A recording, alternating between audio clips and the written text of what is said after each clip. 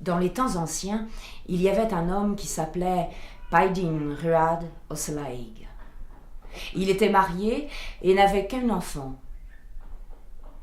Elle était aveugle de naissance, et tout le monde au village l'appelait Nora Dal, qui signifie Nora l'aveugle. Paidin était bon fermier. Il était pauvre et n'avait que peu de terre, une simple vache. Il était courageux et travailleur. Mais Paidin avait un trait de caractère tout à fait particulier. La nuit, il n'arrivait jamais à dormir. Aussi, il passait toutes ses nuits à se promener en pleine campagne.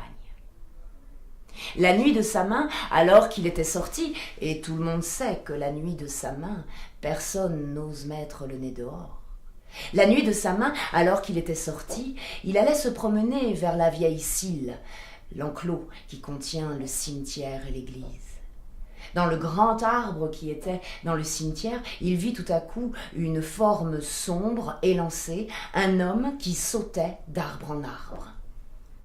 Les cheveux de Paidin se dressèrent sur sa tête, et il sentit la sueur froide lui couler dans le dos. Il était figé.